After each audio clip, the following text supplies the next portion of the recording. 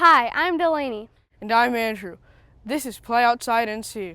It's a series that shows how the outdoors can be a great place for young children to learn. Today, we're going to take a look at some of the activities that you can teach young children outside. This is our play space at our North Carolina Museum of Natural Sciences at Whiteville. This play space was designed especially for young children and their families to explore the outdoors in a very safe environment. This outdoor area mimics the part of eastern North Carolina that surrounds it. It's filled with natural objects that kids can get their hands around.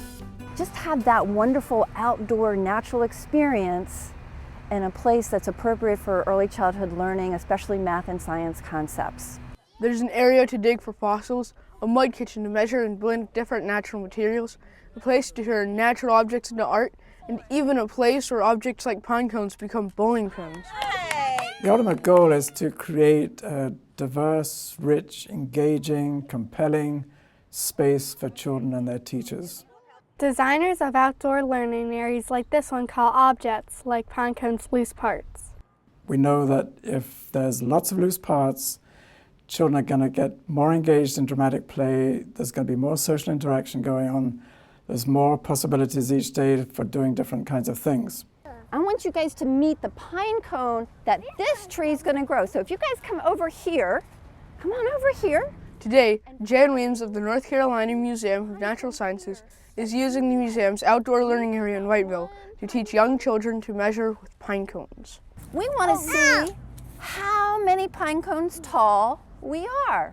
Would somebody like to start? Who would like to start?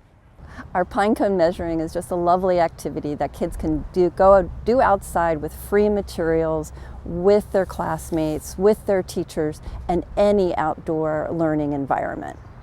And would you like to figure out how many pine cones tall she is? And then we'll switch. See how you are. So should we start right here maybe? Okay. Oh wait, do we need to add another pine cone? It's a non-standard measuring, so they're learning how to use the objects in their world to help make good observations. Any more?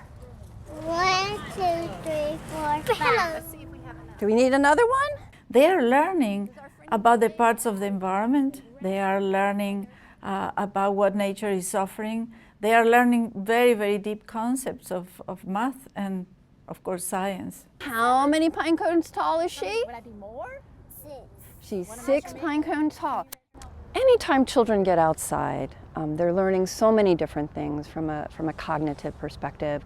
But the natural world, to me, is full of all of those things that are primary math skills. They're patterns, they're sequences, there's things that change over time. So can you count how many pine cones tall I am? 2, 3, 4, 5, 6, 7, 8. 8? I'm 8 pine cones?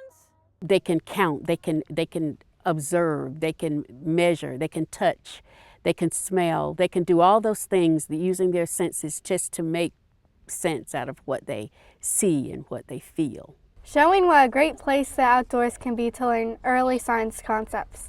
To me, it is the best place to learn science skills because when you're working on science, you're building observations and you're looking at patterns in nature and how patterns change. And that's what a scientist is doing. So think of this great outdoors as just one big laboratory to learn science and math. So come play outside and see.